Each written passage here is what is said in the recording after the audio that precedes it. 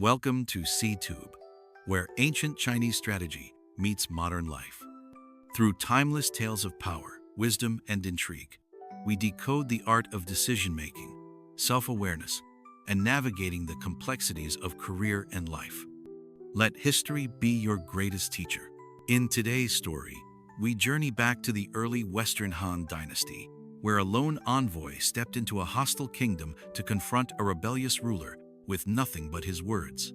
More than just a tale of war and power, this is a story about persuasion, courage, and the insight to turn conflict into cooperation. Let's step into the moment and see what it reveals about the power of language and the art of knowing your audience. Part 1. A Mission from the Emperor.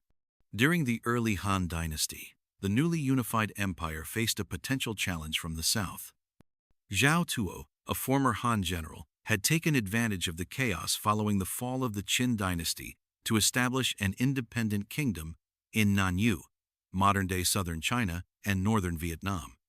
While the Han Empire sought peace and stability, Emperor Gaozu knew that open rebellion could not be tolerated.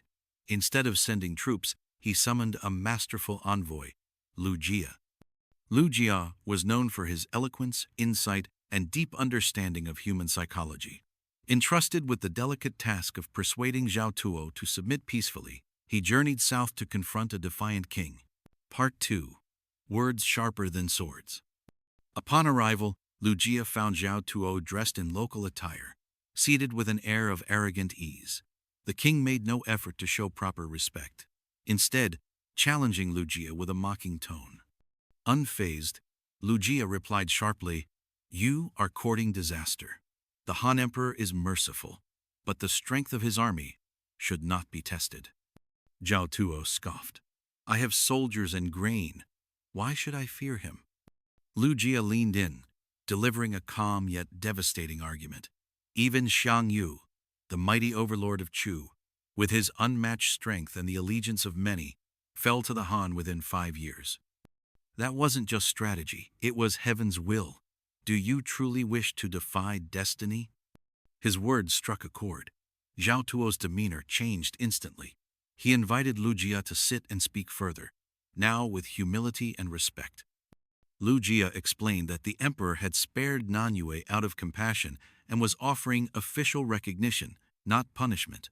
But Zhao's arrogance and disregard for protocol could easily provoke military retaliation. If the emperor wished, he could send a general with 100,000 troops. Nanyu would be crushed like a dry leaf in a storm.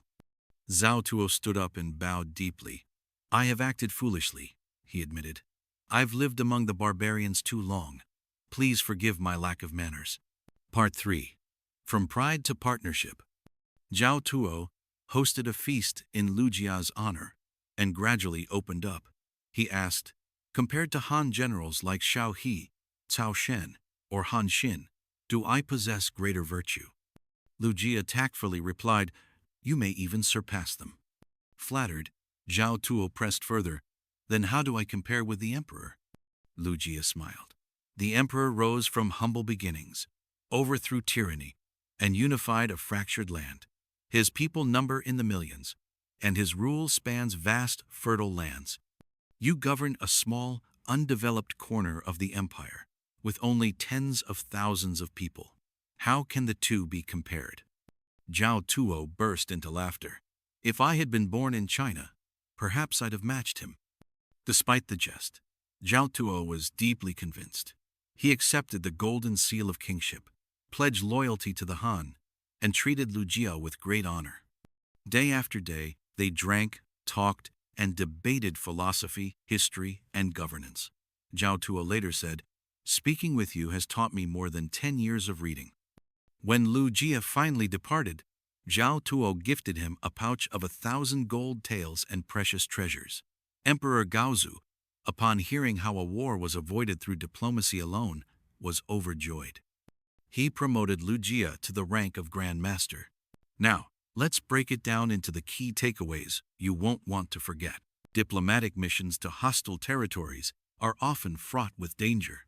Serving alongside a ruler, especially one as temperamental as an emperor, can be just as perilous.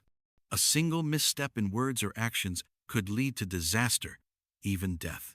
When Lu Jia was sent to Nanyue, he was walking directly into that kind of risk. In his early interactions with Emperor Gaozu of Han, Lu Jia had once been scolded harshly just for mentioning the Confucian classics. Most people would have taken the hint and kept quiet, but not him.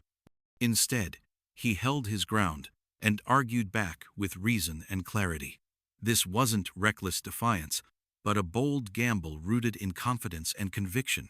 After all, a tongue that speaks out in the wrong way can provoke lethal consequences. What saved him and later helped him win over even the proud and defiant king of Nanyue was not just clever words, but substance. True persuasion isn't about sounding smooth. It's about being logical, grounded, and deeply informed. Flattery alone can never move hearts or change minds. It only earns the label of sycophant. And sycophants rarely achieve anything meaningful. History remembers many who mastered the art of rhetoric. However, the most powerful voices were those that understood not only what to say, but also how the listener would perceive it. That kind of insight takes more than verbal dexterity. It requires knowledge, experience, and a deep understanding of human nature. Lu Jia wasn't just a sharp tongue. He was a thinker, a scholar, and a strategist.